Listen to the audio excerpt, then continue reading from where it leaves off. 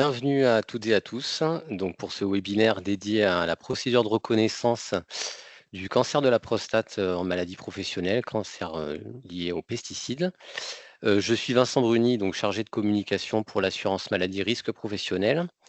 Donc l'objectif aujourd'hui, en fait, c'est de vous donner toutes les clés pour améliorer la détection de l'origine professionnelle de la maladie et bien sûr sa prise en charge. Donc pour cela, nous avons deux experts du sujet aujourd'hui avec nous, que je tiens à vous présenter. Le docteur Luc Goupil, médecin conseil à la CNAM. Bonjour Luc. Bonjour à toutes et à tous. Et le docteur Christophe Fuseau, médecin conseil à la MSA et responsable du Fonds d'indemnisation des victimes de pesticides. Bonjour docteur. Bonjour à tous. Je tenais à vous partager deux petites informations techniques avant de rentrer dans le vif du sujet. Vous pouvez poser vos questions dans le chat, donc nous y répondrons par écrit et nous dédierons un temps pour répondre à vos principales questions en fin de webinaire. Donc n'hésitez pas à poser vos questions ou nous partager vos remarques. On vous invite également à couper votre micro pour un bon déroulement du webinaire. Et bien sûr, vous retrouverez le replay de l'événement sur la chaîne YouTube de l'assurance maladie. Donc, il sera disponible dès demain sur notre chaîne. Voilà pour les petites informations techniques. En ce qui concerne le sommaire, donc le déroulé de l'événement, donc on aura aujourd'hui 4 grandes séquences. Tout d'abord, une première séquence dédiée aux conditions de reconnaissance donc, du cancer de la prostate lié aux pesticides. On détaillera aussi le parcours de reconnaissance. On fera un focus ensuite sur le fonds d'indemnisation des victimes de pesticides avec le docteur Fuseau. Et pour illustrer tout ça, on fera aussi on mettra en lumière deux cas concrets, deux situations concrètes qui permettront d'illustrer tout ce qu'on aura vu auparavant. Donc avant de rentrer dans le vif du sujet, un bref rappel de qui nous sommes, même si pour la très grande majorité, vous nous connaissez assez bien, je pense. Donc l'assurance maladie risque professionnel, c'est la branche de la sécurité sociale dédiée à la santé sécurité au travail. Elle assure plus de 19 millions de salariés du secteur privé. Donc c'est trois grandes missions interdépendantes. Bien sûr, indemniser et accompagner les victimes d'accidents du travail et de maladies professionnelles. Donc c'est la mission qui nous concerne aujourd'hui. Fixer les taux de cotisation AT-MP des entreprises et prévenir les risques professionnels. Donc mission de prévention importante. Donc voilà, trois missions complémentaires. Donc pour déployer ces missions, on a un réseau de 20 caisses régionales. Donc là, vous les connaissez sûrement, ce sont vos interlocuteurs en région, les CARSAT, la CRAMIF pour l'Île-de-France, les CGSS pour les DROM. Et bien sûr, la branche s'appuie aussi sur l'expertise de l'INRS, qui est l'organisme scientifique qui produit des ressources et des études, des produits d'ingénierie.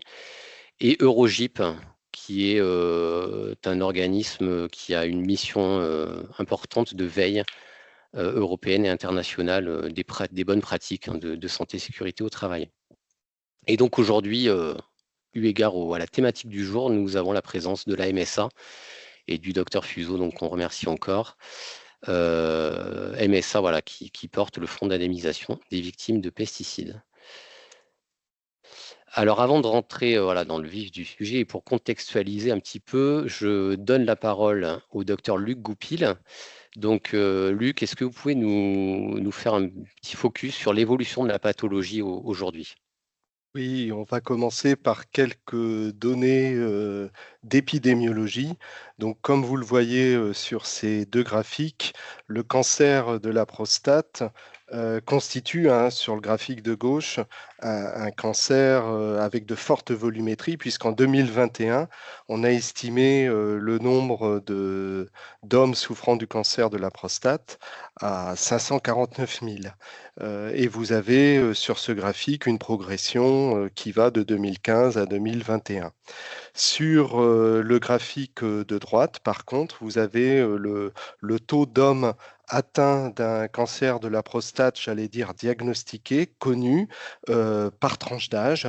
Et on voit effectivement cette répartition avec, pour les personnes les plus jeunes, effectivement, un taux de personnes atteintes du cancer de la prostate, j'allais dire modeste, avec, sur des âges plus avancés, on observe effectivement un très fort pourcentage d'hommes atteints de ce cancer. On est sur des données de 2021.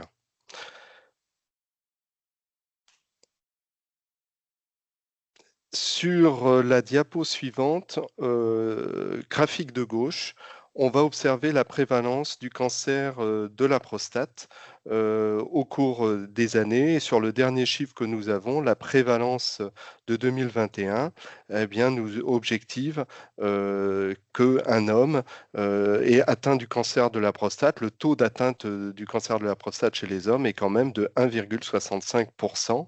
Et sur le graphique de droite, on a une cartographie avec une différence de cette prévalence par région. Et ce que l'on observe tout de suite, c'est que les départements d'outre-mer, les Antilles françaises, Guadeloupe et Martinique, ont un taux de prévalence nettement supérieur à la moyenne nationale, puisqu'on est sur des chiffres entre, j'allais dire, 2,69% et 3,30%, et une répartition donc vraiment hétérogène de ce cancer de la prostate. Cette cartographie va introduire finalement la diapo suivante. Merci Luc pour ces éléments introductifs. Donc effectivement, on va attaquer la première séquence. Donc l'idée, c'est de pouvoir détailler les conditions de reconnaissance en maladie professionnelle. Donc je vous repasse la parole. Voilà. Donc, l'INSERM a synthétisé l'expertise collective sur l'impact notamment du chlordécone insecticide sur l'apparition, le lien de causalité avec le cancer de la prostate. Et sur ce tableau, on voit très clairement que la présomption d'un lien de causalité entre l'exposition au chlordécone et l'apparition du cancer de la prostate est établie. Sur ce tableau, nous avons différents pesticides qui apparaissent, mais effectivement, le chlordécone se détache très clairement. Les pesticides, d'une façon générale, et là on est encore sur des données scientifiques entre l'exposition aux pesticides et la pathologie, l'INSERM objective effectivement une forte présomption de causalité entre différentes pathologies, dont le cancer de la prostate, avec le chlordécone, on vient de le voir, et des pesticides. Les autres pathologies concernées sont le lymphome non-hodgkinien malin, les myélomes multiples, la maladie de Parkinson, des troubles cognitifs, c'est un terme générique, et la bronchopneumopathie chronique obstructive ou bronchite chronique. Ces pathologies-là ont une forte, un lien de causalité évident avec les pesticides. Juste peut-être un mot, Luc. Oui, très volontiers, Christophe, merci. Pour les pathologies que tu viens de lister, en fait, certaines déjà font l'objet, donc le cancer de la prostate, on le sait, il y a un tableau au régime général et un tableau au régime agricole, mais les lymphomes malins non-hodgkiniens, myélomes multiples et maladies de Parkinson font déjà l'objet de tableaux au régime agricole. Parkinson, ça date de 2012, lymphome, ça doit être 2017. Et le myélome multiple, pareil, c'est 2017. Par contre, BPCO, et troubles cognitifs, il n'y a pas de tableau, même si pour la bronchopneumopathie chronique obstructive, le Comité supérieur des maladies professionnelles est en train de réfléchir à la rédaction d'un tableau BPCO, pesticides. Ok, merci beaucoup Christophe pour cet éclairage. Alors, vous le savez, lorsqu'il existe un tableau de reconnaissance maladie professionnelle, vous avez des conditions administratives qui sont établies par ce tableau. Et en ce qui concerne le cancer de la prostate, on va le voir plus précisément, le tableau 102 au régime général et le tableau 61 au régime agricole. Nous avons un délai de prise en charge de 40 ans, hein, le délai entre la fin d'exposition au risque et l'apparition de la pathologie. Une durée d'exposition qui est prescrite par le tableau donc de 10 ans minimum. Et vous avez ensuite une liste des travaux hein, qui est établie. Comment dire, on est sur une exposition aux pesticides, que ça soit l'utilisation, le contact direct, inhalation, la fabrication, etc. On va le voir plus précisément.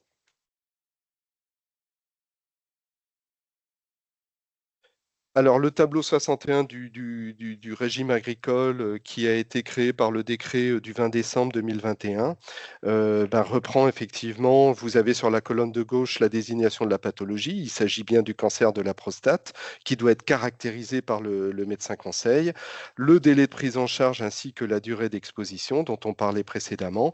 Et vous avez les tableaux, les travaux, exposant habituellement aux pesticides. On est sur la manipulation et l'emploi de ces produits par contact ou par inhalation. Et par contact avec les cultures, les surfaces, les animaux traités lors de l'entretien des machines destinées à l'application des pesticides. On est sur une liste indicative des principaux travaux. Le tableau du régime général, voilà, c'est le tableau 102 qui a été créé le 19 avril 2022 par décret. Et là, il s'agit par contre, on a les mêmes conditions de délai et de durée d'exposition. Par contre, on a une liste limitative des travaux avec, si je puis dire, quelque chose d'un petit peu plus large parce qu'on est aussi sur la fabrication des pesticides, la réparation, le nettoyage des équipements, etc. Donc, on est vraiment sur tout type d'exposition. Et ce que pour reprendre un petit peu ce qui a été présenté au préalable, à savoir la prévalence plus forte sur les départements d'outre-mer, on était sur une exposition, j'allais dire, agricole, notamment dans les bananeraies, avec un contact direct avec le produit chlordécone. Merci Luc pour ce détail des conditions de reconnaissance. Donc ça fait une bonne transition pour aborder la seconde séquence. Donc l'idée étant ici de détailler le parcours de reconnaissance, les différentes étapes, les acteurs qui interviennent. Donc je vous repasse la parole à partir de ce petit schéma que vous allez nous commenter. Alors, comme vous le savez, l'instruction d'une demande de reconnaissance en maladie professionnelle par l'assurance maladie débutera, le début d'instruction débute lorsqu'il y a une réception par l'assurance maladie d'un certificat médical initial ainsi qu'une déclaration de maladie professionnelle.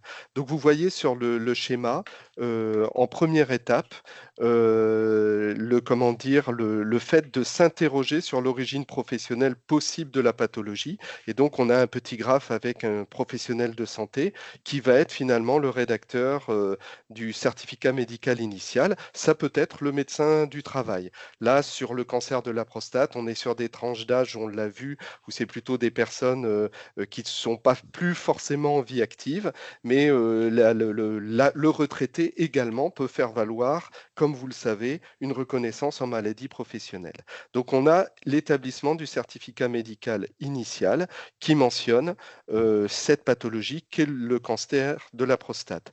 L'assuré, lui, doit rédiger sa déclaration de maladie professionnelle. Ces 2 pièces arrivent à l'assurance maladie et le service médical de l'assurance maladie va caractériser la pathologie, s'assurer qu'on a bien un cancer de la prostate pour cet assuré et va commencer des investigations. On enverra un questionnaire aux salariés assurés, on enverra également un questionnaire à l'employeur et on fera plus ou moins une enquête administrative. Et c'est là que, si je puis dire, le fonds d'indemnisation rentre en jeu. C'est lui qui va étudier ce dossier et qui va établir si toutes les conditions du tableau sont bien remplies, auquel cas on est sur une présomption d'imputabilité et on va reconnaître la maladie professionnelle. A contrario, si toutes les conditions administratives ne sont pas remplies, à ce moment-là, le dossier transmis va servir, si vous voulez, au comité de reconnaissance maladie professionnelle ad hoc, qui est rattaché au fonds d'indemnisation des victimes de pesticides et qui va donner son avis, comme un C2RMP, sur l'origine professionnelle de la pathologie. L'instruction du dossier est, comment dire, assujettie à des délais.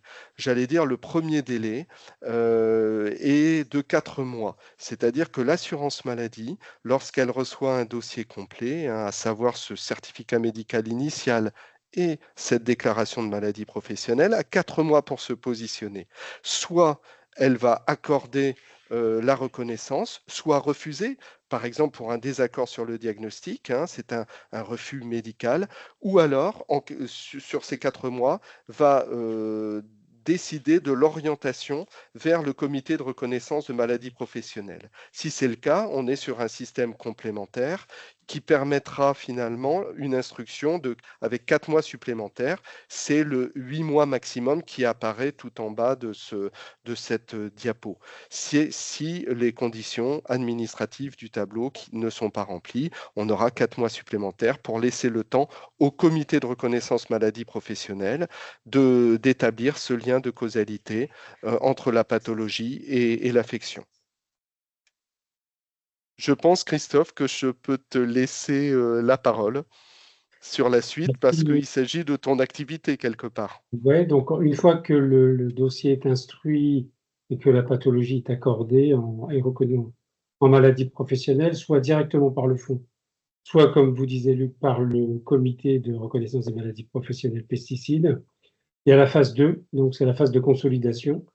On va recevoir un certificat médical final, un examen du médecin conseil, et on va pouvoir déterminer de façon collégiale, toutes les semaines, on a un collège de médecins, on est 6 médecins, on va déterminer la date de consolidation et le taux d'IP qui va pouvoir permettre de verser une rente à partir de cette date de consolidation. Donc, on a créé un barème spécifique pour le cancer de la prostate, puisque dans le barème indicatif pour les autres pathologies, il n'y a pas du tout le cancer de la prostate, pour le moment. Donc, on a été obligé d'organiser un peu un nouveau barème qui a été validé par le professeur Freeman, notamment, qui est en charge de la refonte du barème indicatif. Merci, docteur. On tient également à vous dire un petit mot sur une association d'aide aux victimes. Donc l'association Phyto Victimes, donc très important, donc qui a pour but premier d'apporter un soutien complet aux professionnels victimes des pesticides. Et très concrètement, c'est de l'accompagnement dans les démarches de reconnaissance en maladie professionnelle, mais aussi de mettre les victimes en relation avec des experts scientifiques, juridiques, médicaux. Donc voilà, donc là vous avez le site internet et une adresse mail qu'on va vous partager dans le chat. Et donc on peut noter qu'il y a des antennes, donc Métropole, Martinique et Guadeloupe, docteur, c'est ça, Guadeloupe, c'est effectif. Voilà, c'est effectif depuis quelques semaines. Donc voilà, une association importante sur le sujet. Et donc là, on passe sur la 3e séquence. Donc je vais vous passer la parole justement, Monsieur Fuseau, pour nous présenter donc le fonds d'indemnisation des victimes de pesticides.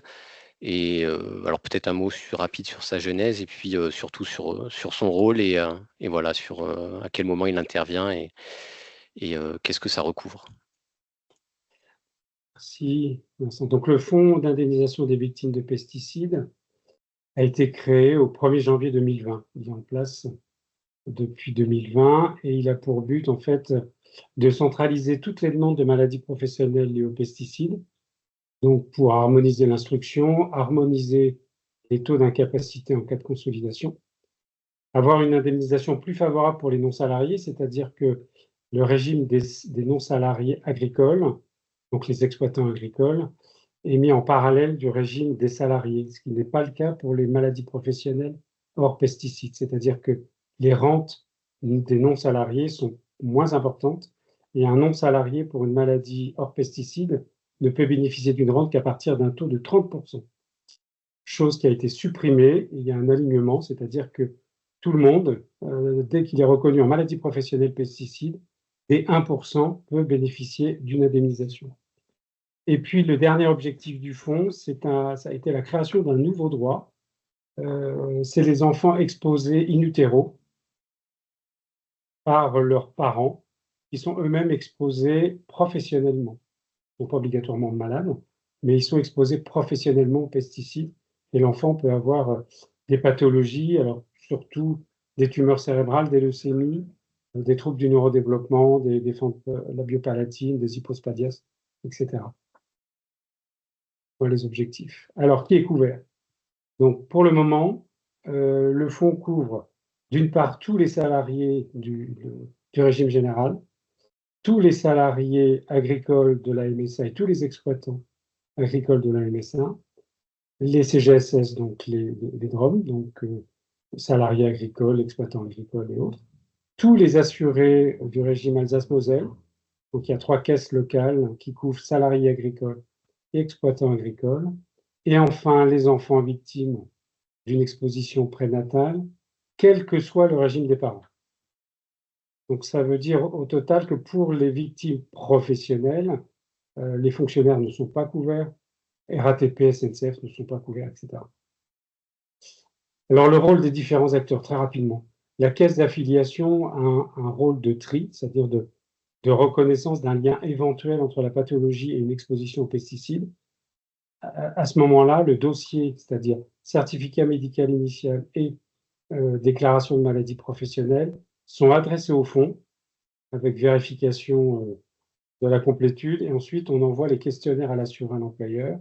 Au niveau du service médical, on va demander aux médecins conseils, aux collègues de récupérer les pièces médicales. On va demander au service prévention, service santé sécurité au travail, de nous donner un avis d'expert sur la caractérisation de l'exposition aux pesticides.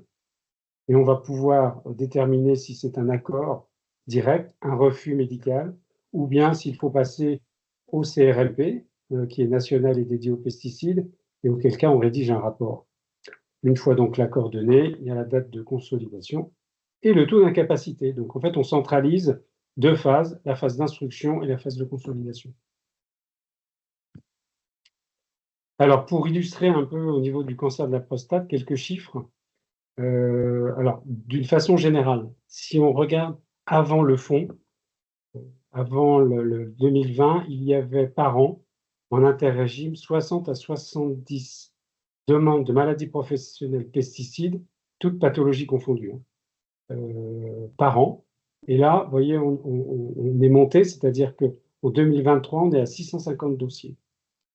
Si on regarde plus spécifiquement, si on fait un focus sur le cancer de la prostate, sur les 4 premières années du fonds pesticides, on a pu étudier 488 demandes de cancer de la prostate pour le régime agricole et 30 pour le régime général. Alors, pour le tableau du régime agricole, il y a déjà eu au 31 décembre 417 accords, 4 refus, 67 instructions en cours. Et pour le 102 régime général, il y a 19 accords, 7 refus et 4 instructions en cours. Donc vous voyez les chiffres, c'est assez important, hein. C'est-à-dire qu'on est parti de 0, c'est-à-dire qu'il n'y avait pas du tout de demande de reconnaissance en maladie professionnelle, cancer de la prostate avant 2020. 2020-2021, il n'y en a pas, et on a commencé en 2022 avec la parution des tableaux, en fait, c'est tout simple, hein, qui a fait évidemment un appel d'air, et c'est très bien. La communication commence à porter ses fruits. Les gens savent maintenant qu'ils peuvent faire une demande de reconnaissance. Merci docteur pour ces chiffres importants, hein, qui illustrent bien le sujet. Donc, justement pour, mettre du concret, hein, sur, tout ce qui a été dit, nous avons choisi de mettre en lumière 2 cas concrets. Donc, je vais vous lire la situation et donc le docteur Fuseau, vous détaillera, ce qui s'est passé en fait, hein, à partir de là. Donc, là, on a une personne qui a 67 ans, qui était ancien ouvrier dans les bananeries en Martinique. Il adresse par l'intermédiaire de l'association Phyto-Victimes les pièces suivantes. Un certificat médical initial signé de son médecin traitant est daté du 14 décembre 2023, précisant cancer de la prostate chez un ancien salarié dans les bananeries exposé à la chlordécone, et une déclaration de maladie professionnelle du 14 décembre 2023 où il est indiqué que monsieur était salarié agricole dans les bananeries entre 79. Donc à partir de là, docteur, est-ce que vous pouvez nous détailler la situation? Alors en fait, à partir du moment où on reçoit, comme vous a dit Luc, les 2 pièces, que la caisse d'affiliation ou le fonds directement reçoit le certificat médical initial et la déclaration, le délai d'instruction de 4 mois débute. Donc là, on envoie les questionnaires à l'assuré, à l'employeur, on récupère les statuts, on demande aux collègues médecins conseils de pouvoir nous transmettre toutes ces pièces et de récupérer toutes ces pièces médicales, ainsi qu'au service prévention d'avoir un avis circonstancié sur l'exposition. Donc une fois qu'on a reçu toutes ces pièces, on va pouvoir dire si c'est un accord, un refus médical, ou s'il faut envoyer au CRMP parce que dans le tableau, les critères administratifs ne sont pas remplis. Donc dans ce cadre-là, tout était parfait, c'est-à-dire que tout collait par rapport aux critères des tableaux. Tous les documents montraient bien que c'était un cancer de la prostate. On avait une date de première constatation médicale, les biopsies, compte rendu opératoire. On avait dans les statuts la date de fin d'exposition, donc on a pu accorder le délai de prise en charge ainsi que la durée d'exposition. Et le médecin du travail nous a fait un avis circonstancié prouvant qu'il y avait bien une exposition caractérisée au niveau des pesticides dans le cadre professionnel. Donc on a notifié un accord. Dans la notification de l'accord, on invite la victime à reprendre contact avec son médecin traitant pour pouvoir parler de la consolidation pour qu'il y ait un certificat médical final. Et là, on avait reçu donc le rapport du médecin conseil de la caisse d'affiliation et on a pu passer le dossier une deuxième fois au collège des médecins du fonds pour déterminer la date de consolidation et le taux d'IP. Très bien, donc n'hésitez pas à poser vos questions dans le chat si cela amène des réflexions ou des questions. Seconde situation, un peu donc différente, hein. Monsieur X a occupé différentes fonctions. Il a été chercheur en formation dans le secteur de l'agronomie sur les moyens permettant de lutter contre la maladie du maïs pendant 3 ans, puis directeur commercial pour un négociant de produits phytosanitaires et ingénieur agronome pendant 18 ans avec des recherches en Afrique, embauché par un institut local pendant 16 ans. Donc, Monsieur X adresse un certificat médical initial précisant la pathologie, à savoir cancer de la prostate, une déclaration de maladie professionnelle, les éléments d'exposition relatés par une association de défense de victimes et les éléments médicaux en rapport. On note une impossibilité de récupérer un avis du service santé et sécurité au travail, l'assuré ayant fait valoir ses droits à la retraite il y a 30 ans. Donc, je vous repasse la parole, docteur. Hop. Donc, on reçoit toutes les pièces. On constate qu'il y a une exposition de 3 ans. On demande quand même, on prend un contact avec la victime pour obtenir plus d'informations sur la carrière et sur l'exposition. Et on fait On va rédiger en fait un rapport pour le comité de reconnaissance des maladies professionnelles, puisque le délai de 10 ans n'est pas respecté, donc l'alinéa 6, et il va passer devant le comité de reconnaissance des maladies professionnelles pesticides, qui se réunit tous les mois et qui est composé d'experts de pathologie, de services de pathologie professionnelle de plusieurs CHU. Et donc, ils ont décidé un refus de prise en charge en maladie professionnelle parce que pour eux, l'exposition directe et habituelle n'était pas clairement démontrée et documentée. Donc, ça a été un refus. La personne n'a pas contesté voilà, sous 2 mois. Donc, voilà, pour le moment, là, c'est un refus. Il n'y a pas de consolidation, bien évidemment. Très bien, merci à vous. Oui. Donc, je reprends la parole pour vous donner un petit mot sur nos ressources et points de contact. Donc, pour contacter l'assurance maladie risque professionnel et suivre notre actualité, donc bien sûr un site internet de référence, amélie.fr/entreprise, sur lequel vous retrouvez toutes les infos utiles. Bien sûr, nos réseaux sociaux, donc particulièrement notre page LinkedIn que je vous invite à suivre. Je sais que les services de santé au travail sont très présents sur LinkedIn, donc n'hésitez pas à suivre notre page. Vous retrouvez toute notre actualité, nos événements en ligne sur différentes thématiques. Et bien sûr, le site du Fonds d'indemnisation des victimes de pesticides. Alors peut-être, Monsieur Fuseau, un petit mot sur qu'est-ce qu'on peut trouver sur le site, quelles informations on peut Sur le site du avoir. fonds, vous avez plusieurs informations. Vous avez les démarches, déjà avec les formulaires, en fonction du statut, si on est exploitant agricole, salarié ou enfant, et toute la procédure pour les victimes professionnelles d'un côté, les enfants exposés in utero. Il y a le barème des enfants, il y a des explications sur le calcul des indemnisations, etc., sur qui est vraiment couvert, qui n'est pas couvert par le fonds. Voilà. Donc il y a pas mal d'informations, c'est actualisé très régulièrement et on y trouve aussi un rapport d'activité annuel qui vous donne pas mal d'informations aussi sur les chiffres globaux, c'est-à-dire que là aujourd'hui on fait un focus sur le cancer de la prostate, mais il y a les autres pathologies d'autres pathologies qui sont reconnues, notamment qui ne font pas partie des tableaux de maladies professionnelles, notamment les tumeurs cérébrales, dont les glioblastomes. Voilà, donc il y a pas mal d'informations. Et puis pour toute la presse, il y a un espace dédié pour qu'elle puisse poser la question. Il y a des personnes au niveau national qui peuvent y répondre. Très bien, une N'hésitez pas. ressource importante, ouais, tout à fait, ouais. Ne pas hésiter à consulter ce site. Écoutez, on arrive à la fin de cette présentation. On va pouvoir répondre à quelques-unes de vos questions. Alors, 2 petites choses à vous préciser en amont. On mettra à disposition sur notre site internet une foire aux questions. Alors, reprenant vos principales questions, celles qui ont été le plus plébiscitées par thématique. Donc, vous pourrez retrouver ça d'ici quelques jours. Et on va vous partager, très important aussi, un lien sur le chat vers un questionnaire de satisfaction de cet événement. Et donc, on compte sur vous pour y répondre. C'est très rapide. Voilà, 4 petites questions. Mais c'est une première, voilà, pour nous, ce webinaire sur cette thématique. Donc, on compte sur vos retours dans un souci d'amélioration continue. Alors, on va prendre la première question qui a été prise par notre modératrice. Donc, je vous la pose à tous les deux. Est-ce que la reconnaissance en MP dépend du type de pesticide utilisé?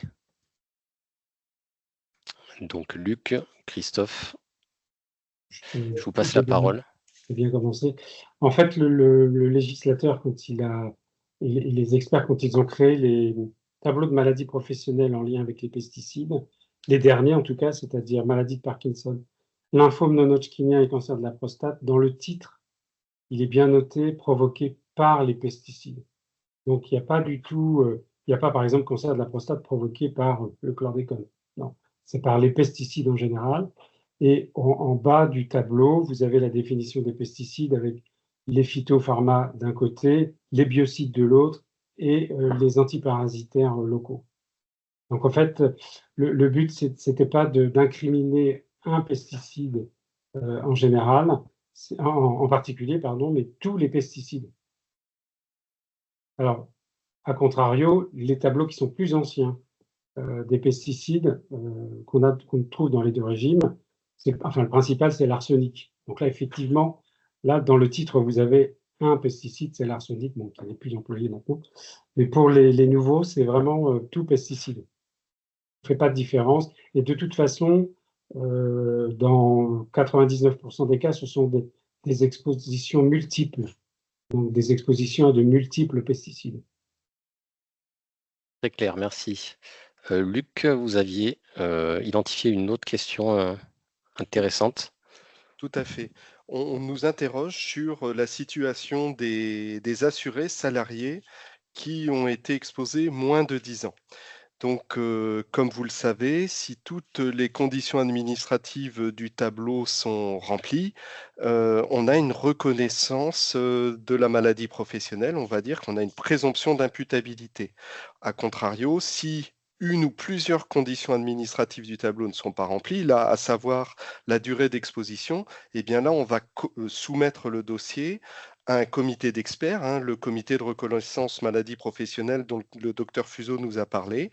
Et c'est ce comité d'experts qui qui va finalement déterminer si l'exposition, même si elle a été moins longue que ce qui est prescrit par le tableau, est suffisante pour établir un lien de causalité direct entre cette exposition professionnelle et la pathologie.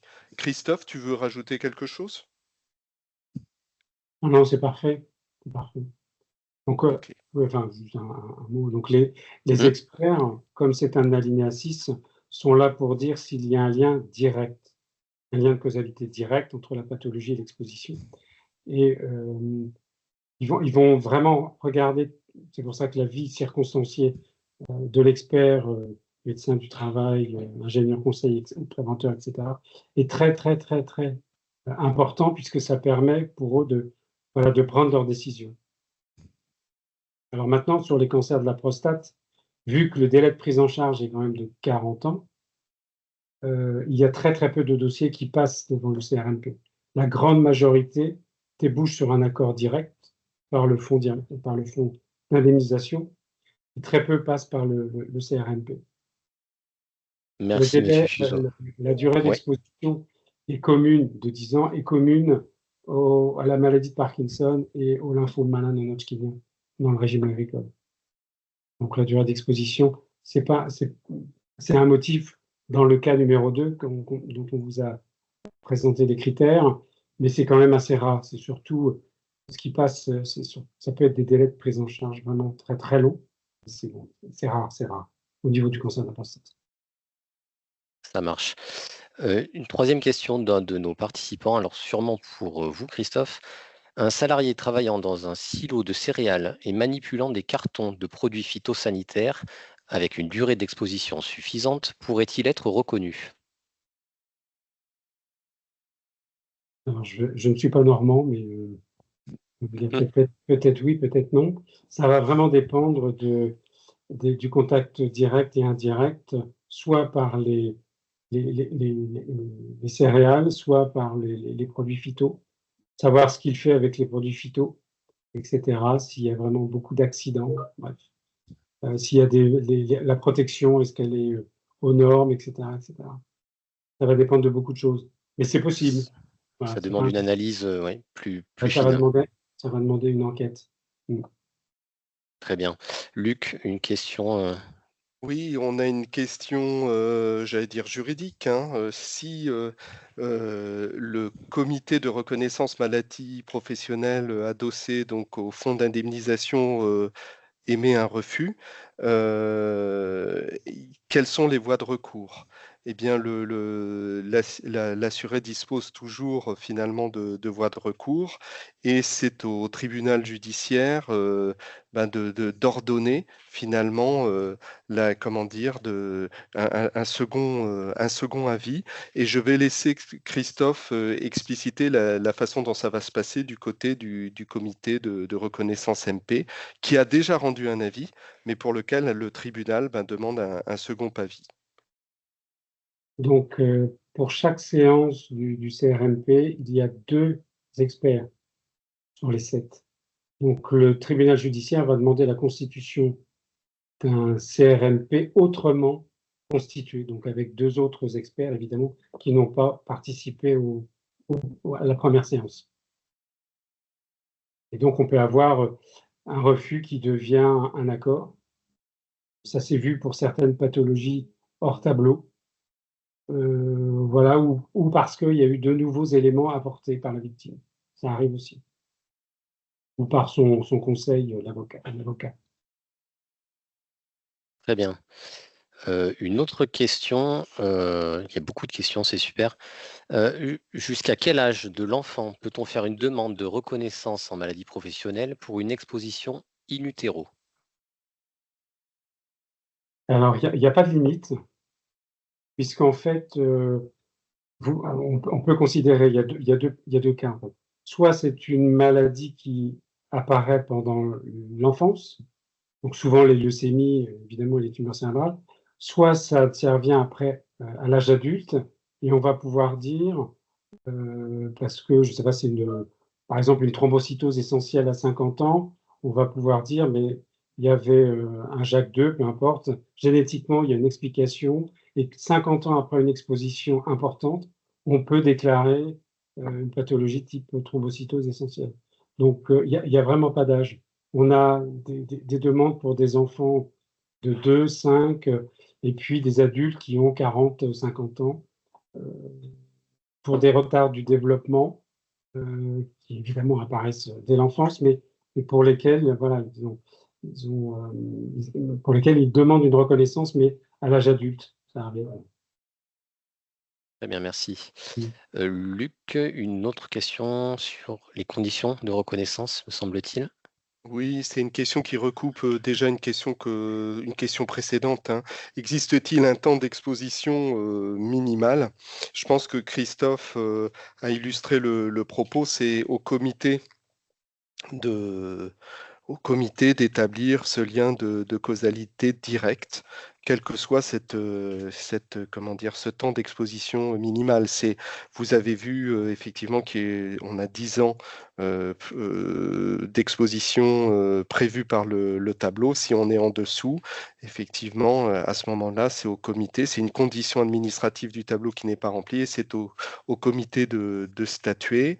Et donc un temps minimal, ça va être finalement au comité de réfléchir à ça et de ce comité d'experts de trancher.